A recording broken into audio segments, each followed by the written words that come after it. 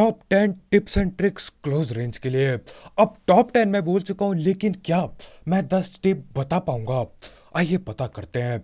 तो शुरुआत करते हैं हमारी पहली टिप से। अब देखो, अगर आपको क्लोज रेंज जीतनी है तो यार तगड़ी गन होनी ही चाहिए। ऐसा नहीं है कि यार कि आप यूएमपी लेके आ रहे हो, बंदा ग्रोजा लेके आ रहा है ना, और आप सोच रहे हो कि भैया मैंने वीडियो देख ली, मैं तो पेटी बनाऊंगा ग्रोजा वाले की। नहीं यार, मजाक नहीं चल रहा है, हलवा नहीं चल रहा है यहाँ पे। गन बहुत ज्यादा मैटर करती हैं, खासकर तब जब आप पे 7.62 वाली गोलियां हो, वो काली गोलियों वाली गन हो। वो यार उनका डैमेज बहुत तगड़ा होता है और वो बनी ही क्लोज रेंज के लिए है। तो हाँ, अगर आप चाहते हो कि यार आप क्लोज रेंज फाइट जीतने लगो, तो यार गन महंगी लेना चालू करो। बैरल उठाओ, एकेएम उठाओ, ग्रोजा उठाओ और MK14 उठाओ। अलग लेवल की गन है ये। और सबसे खास बात कि यार इन गनों के बीच में ऊजी भी आती है, और ऊजी ना हद खतरनाक है, बहुत खतरनाक है। ऊजी एक इकलौती ऐसी गन है जो ड्रॉप पे नहीं मिलती, लेकिन फिर भी MK14 और ग्रोजा जैसी गनों को टक्कर दे जाती है। बस ऊजी की एक ही दिक्कत है, अगर आपने गोली मिस कर दी तो यार रिलोड करते रह जाओगे, जिंदगी बीत जाएगी और पेटी बन जाएगी। इसलिए यार अगर ऊजी उठाते हो तो यार गोली कनेक्ट कर देना सारी, नहीं तो दिक्कतें बहुत बढ़ जाएंगी। बस यही दिक्कत है इसमें। अब बढ़ते हमारे अगले टिप की तरफ, दूसरे टिप की तरफ। तो देखो, अगर आपको क्लोज रेंज जीतना है तो आपको अजीब हरकतें करनी होंगी। ऐसा नहीं कि यार आप खड़े होके एक जगह गोली चला रहे हो या मूव एंड शूट कर रहे हो। यार आजकल मूव एंड शूट भी हर कोई कर लेता है, इतने से काम कुछ नहीं होने वाला। इतने से जीतना, जीत जाओगे कई बार, लेकिन हर बार या फिर बहुत ज़्यादा बार जीतना मुश्किल हो जाएगा, क्योंकि ज़्यादातर बंदे मूव एंड शूट ही करते हैं। तो आपको कुछ हटके करना होगा। तो पहली चीज़ जो आप ट्राई कर सकते हो वो है जंप एंड शूट। अब देखो, जंप एंड शूट के बहुत ज़्यादा फायदे हैं। जंप एंड शूट से क्या होता है, अगर बंदा आपकी वेस्ट पे डैमेज दे रहा होगा तो उसका डैमेज वेस्ट की जगह आपके पाँव की तरफ जाएगा, और पाँव पे यार डैमेज बहुत कम होता है पबजी मोबाइल में। तो ये जंप एंड शूट का फायदा है, और उसको एम करने में भी बहुत दिक्कत आएगी। बस यहाँ पे बात यह है कि यार जब आप कूदते हो ना, तब एम करने में आपको भी दिक्कत होगी। इसलिए आपको ये चीज मास्टर करनी होगी ट्रेनिंग ग्राउंड में या TDM में जाके। उछल उछल के बंदे पे लो, ताकि आप क्लासिक में बढ़िया तरीके से उछल सको और बंदों की मस्त पेटी बना सको। जंप एंड शूट बहुत काम की चीज है और बहुत ज्यादा मदद करती है क्लोज रेंज फाइट जीतने में। तो इस चीज को सीखना जरूर। अब बढ़ते हैं हमारी तीसरी टिप की तरफ। आपको सीखना होगा ड्रॉप शॉट। अब ड्रॉप शॉट क्या होता है? आप क्या करते हो, क्लोज रेंज में बंदों के मुंह के सामने लेट जाते हो और लेट के गोलियां पेलते हो इन्हें। अब इससे सीन क्या होता है यार, कई बार ऐसा होता है कि बंदे आपको एक गोली तक नहीं पेल पाते, क्योंकि वो आपके सर या फिर वेस्ट में मार रहे होंगे। आप लेट जाओगे अचानक से तो उनकी सारी गोली मिस हो जाती है, और जब तक वो नीचे की तरफ एडजस्ट करके आपको पेलेंगे, तब तक आप उनकी पेटी बना जा सकते हो। बस यहाँ पे एक दिक्कत है, जब आप लेटते हो ना, तब आपका एम बहुत ज़्यादा बिगड़ता है। तो आपको प्रैक्टिस करनी होगी कि यार लेटते लेटते एम कैसे करो। और अगर आप एक ही हाथ से, एक ही अंगूठे से लेटते हो और उसी अंगूठे से एम करते हो, तो ये करना बहुत मुश्किल होने वाला है। और ज़्यादातर आप ये तब इस्तेमाल करो जब आप क्लच की सिचुएशन में हो, जब ऐसे सीन चल रहे कि यार 2-3 बंदे आपने पेल दिए, आखिरी बंदा बाकी है, तो आप उस पर ड्रॉप शॉट पेल सकते हो। कई बार क्या होता है यार, जब सिर्फ और सिर्फ 1v1 चल रहा होता है, ज़्यादातर बंदे कूल रह के खेलते हैं, उनको दिक्कत नहीं होती।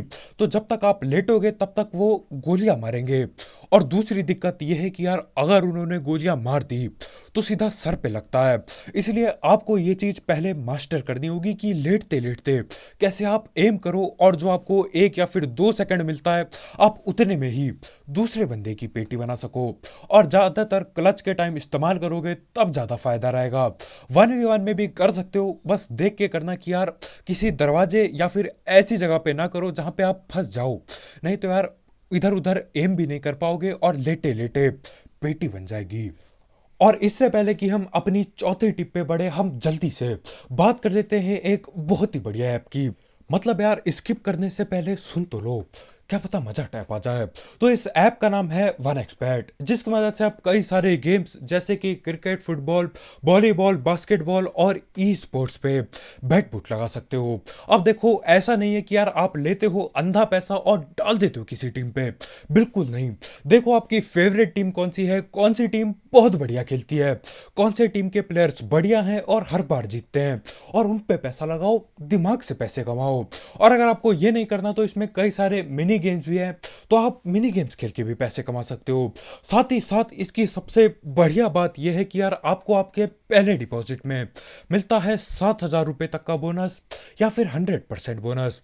तो देखो, अगर आप 7,000 रुपये डिपॉजिट करते हो, एग्जाम्पल है ये एक, तो आपको 14,000 रुपये मिलेंगे और आप उनसे और भी पैसे कमा सकते हो।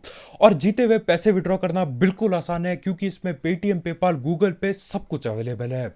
आप आराम से विड्रॉ कर सकते हो, बिल्कुल ट्रस्टेड वेबसाइट है। तो हाँ यार, अगर आपको इस सब चीज़ का शौक है, इस ऐप को ट्राई करके देखो। इसकी लिंक कमेंट सेक्शन में होगी, बिल्कुल टॉप में। और अगर आप हमें सपोर्ट करना चाहते हो और भी ऐसे वीडियोस के लिए, तो देखो, पैसे डिपॉजिट करना जरूरी नहीं है, आप बस रजिस्टर कर सकते हो और उससे भी हमें काफ़ी हेल्प मिलेगी। इसकी लिंक कमेंट सेक्शन में होगी, बिल्कुल टॉप में। अब चौथी टिप ये है कि यार हर बार जब भी आप क्लोज रेंज में फाइट कर रहे हो, बंदों को घुमा घुमा के पेलो।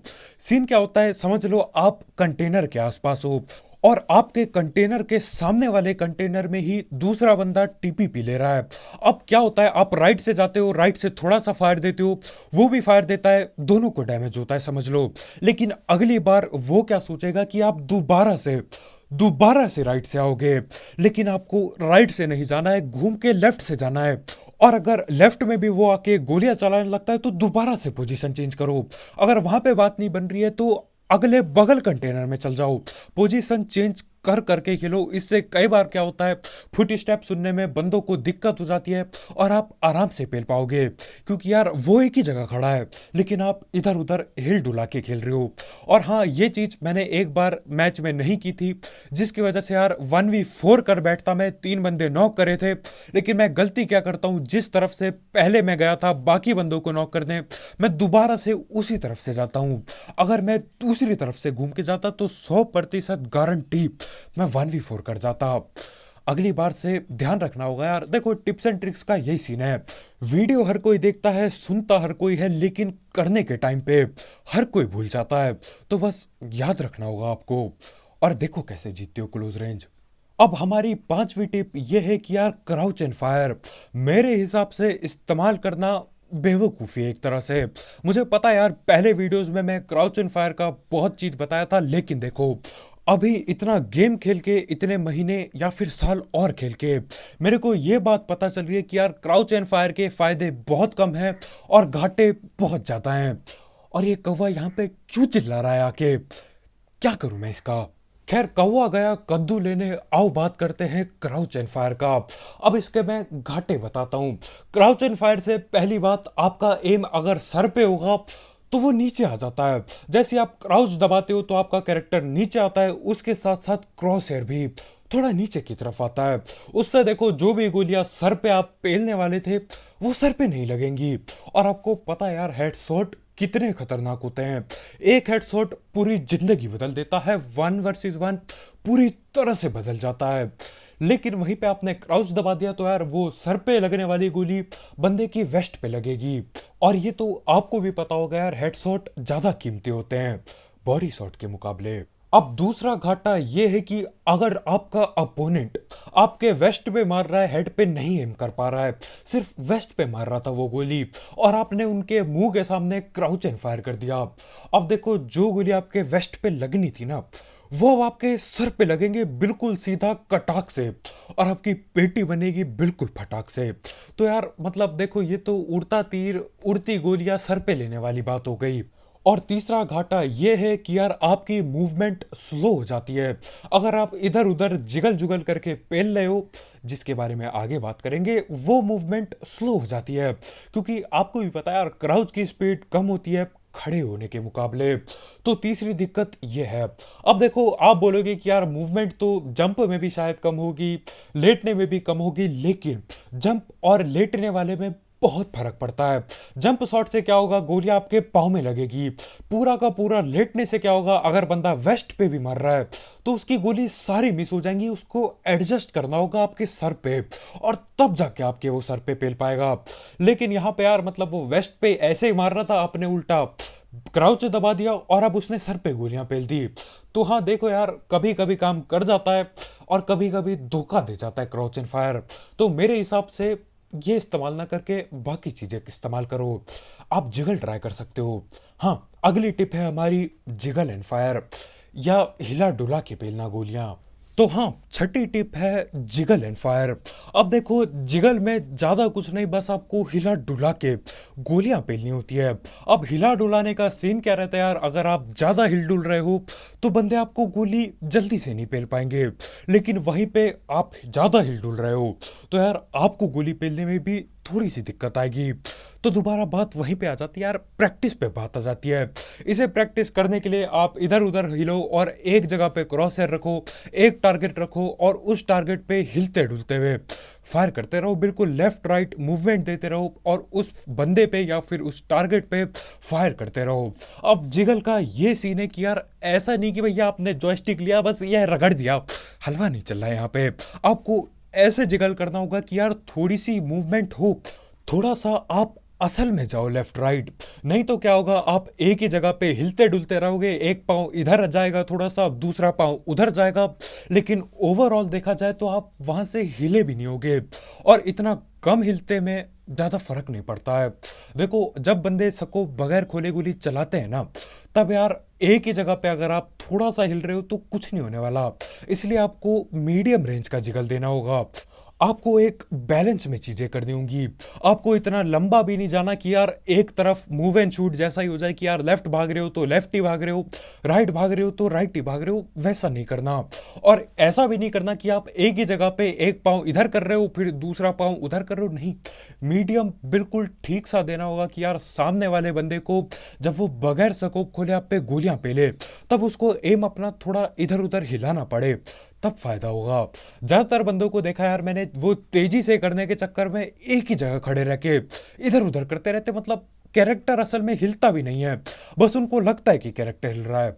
वो मत करना, बिल्कुल मीडियम बैलेंस जिगल करना, वो ज्यादा फायदा देगा। अब सातवीं टिप ये है कि यार ये पहले ही जान जाना कि सामने वाले बंदे पे आखिर कौन सी गन पड़ी है। अगर आप कहीं रस कर रहे हो, सामने वाले बंदे पे S12 की पड़ी है और आप सीढ़ियों से घुसे जा रहे हो, तो यार सीढ़ियों में S12 के इतने तेजी से नॉक करती है कि पता भी नहीं चलता। इसलिए पहले पता करो कि यार बंदों पे गन है कौन सी, उन्हें बेट करो या फिर इंतजार करो कि यार वो भी गोली चलाएं और आपको पता चल जाए कि यार गन है कौन सी उन पे। अब देखो, अगर अगले वाले बंदे पे ऊजी पड़ी है और आप पे M4 वगैरह है, तो कैसे भी करके कोशिश करो कि आप इतना हिल डुल जाओ कि उस बंदे की ऊजी आधी मिस हो जाए और उसके बाद यार फ्री की किल मिलेगी आपको। उस बंदे पे अगर ग्रोजा पड़ी है तो आपको ऐसा कुछ करना होगा कि यार आपकी पहली गोलियां पहले लगे। देखो, उस पे ग्रोजा पड़ी है, आप पे M4 पड़ी है, तो आपको कहीं से ऐसी जगह से जाना होगा या उसको ऐसी जगह पे फंसाना होगा कि आप उसे पहले एक दो गोलियां मार पाओ, उसके बाद वो आप पे गोलियां पहले।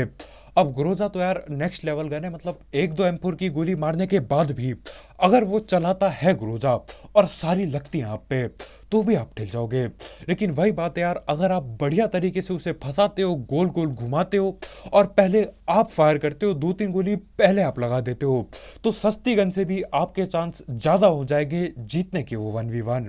तो हाँ, गन पता करो यार है कौन सी गन उस पे। अब आठवीं टिप ये है कि आप बगैर स्कोप खोले अगर आप गोलियां चलाते हो तो हो सके तो लेजर साइट ले लो। मेरे हिसाब से यार दो दो ग्रिप लेके चलो बैग में, एक ऐसी ग्रिप जो आपकी दूर स्प्रे देने में मदद करे और एक ऐसी ग्रिप जो आपको क्लोज रेंज में मदद करे, खासकर तब जब दूसरी गन आप पे बोल्ट एक्शन पड़ी हो, जैसे कि कार 98 या फिर AWM। सोचो आप M4 और चला रहे हो M4 के साथ AWM, तो अगर आप क्लोज रेंज रश कर रहे हो और वैसे भी बगैर स्कोप खोले चलाओगे तो लेजर साइट रखो ताकि एक्यूरेसी और बढ़ जाए। अगर M4 की जगह बैरल चला रहे हो तब तो यार लेजर साइट होना ही चाहिए, क्योंकि क्लोज में वही लेके घुसोगे और M4 से ज्यादा बहुत ज़्यादा रिकॉइल या फिर गोली का फैलना ज़्यादा होता है बैरल का, तो वहाँ पे लेज़र साइट बहुत काम आएगी। तो हाँ, हो सके तो 2 ग्रिप लेके चलो और देखो कौन से टाइम पे कौन सी ग्रिप इस्तेमाल करनी है। मानो या ना मानो यार, लेज़र ग्रिप, लेज़र साइट काफ़ी काम आती है। अब नवी टिप ये है कि यार, अगर आप पे टीपीपी है, आप टीपीपी ले रहे हो और सामने वाला बंदा टीपीपी के अगेंस्ट रश कर रहा है, तो वहां पे जीतना 1v1 बहुत ज्यादा आसान हो जाता है। क्योंकि देखो, आप टीपीपी लेके बैठे पड़े हो एक जगह पे, और टीपीपी इसलिए बहुत खतरनाक होती है। साफ साफ आप देख पा रहे हो कि कौन कहाँ से आ रहा है, कितने बंदे आ रहे हैं, कब चलेगा, कब ये सांस लेगा, आपको सब कुछ पता है। लेकिन जो बंदा टीपीपी के अगेंस्ट रश कर रहा है, उसको बस एक दीवार दिख रही है और पीछे आपके जो भी होगा बस वही देख पा रहा है वो। और बढ़िया बात यह है कि यार, आपके हाथ में है। आप कब बाहर निकल के उसे पेलोगे, आप कब बाहर नहीं निकलोगे या बाहर निकलोगे ही नहीं, वो सब आपके ऊपर है। और उसको नहीं पता कि आप क्या चीज़ करने वाले हो, तो इसमें आपका और भी फायदा है। तो हाँ यार, टीपीपी लेके बंदों को पेलना बहुत आसान होता है। और यार, मेरे जैसे बंदे जो अंधा रस करते हैं, उनके लिए दिक्कत बढ़ती जाती है। लेकिन यहीं पे आती है हमारी 10वीं टिप, जो कि है टीपीपी को कैसे हराया जाए। अब कई बंदे क्या करते हैं, टीपीपी लेके बैठे रहते हैं, जिंदगी बिता देते हैं। और कई बार ऐसा होता है कि यार, रस करना ही पड़ता है टीपीपी के अगेंस्ट। तो देखो, उसको सब कुछ पता है, वो आपको देख भी पा रहा है, पर आप एक चीज से इस चीज को काउंटर कर सकते हो, जो कि है प्री फायर दो। ठीक है, जहां पे वो खड़ा है, आपको पता है जहां से वो निकलने वाला है, वहां पे अंधी गोलियां पे लो। बस याद रखना यार, इतनी गोली बचा लेना, इतने टाइम से देना प्री फायर की रिलोड पे ना फंस जाए गन, तब जब बंदा असल में सामने आए। और प्री फायर से बात एक ही हो जाती है लगभग लगभग, क्योंकि आप पहले से ही गोली चला रहे हो, और जब वो निकल के गोली चलाएगा, तब आप लगभग लगभग दोनों एक ही टाइम पे गोली चलाओगे। लेकिन हाँ, फिर भी टीपीपी वाले को एडवांटेज ही मिलता है। और इसे और भी बढ़िया करने के लिए आप जंप एंड शूट कर सकते हो, या फिर ड्रॉप शॉट दे सकते हो, वो आपके ऊपर है। तो बस भाई लोग यार, आज की वीडियो में इतना ही। बहुत बहुत शुक्रिया वीडियो देखने के लिए। इन सारी चीज को देखो, आपने वीडियो देख ली, लेकिन गेम खेलते टाइम याद रखना बहुत ज्यादा जरूरी है। वीडियो तो हर कोई देखता है यार, लेकिन गेम के टाइम याद करके इस्तेमाल करना, वो सबसे ज्यादा बड़ी बात है। और हाँ भाई लोग, जाते जाते 1xbet चेकआउट करना मत भूलना, उसकी लिंक कमेंट सेक्शन में होगी बिल्कुल टॉप में। ट्राई करके देखो यार, दिमाग से पैसे लगाओ, अपनी फेवरेट टीम के साथ आप भी पैसे जीतो, या अपने फेवरेट प्लेयर के साथ आप भी पैसे जीतो। दिक्कत किधर आ रही है, फ्री में ट्राई करके देख लो, पसंद आया तो इस्तेमाल कर लेना आगे। तो आज के वीडियो में इतना भाई लोग यार, बहुत बहुत शुक्रिया वीडियो देखने के लिए। अगर आप यहाँ पे नए हो तो करो सब्सक्राइब, और भी ऐसे ही tips and tricks, game play breakdown और मिथ बस्टर वीडियोस के लिए। तो कल मिलते हैं यार, बाय बाय।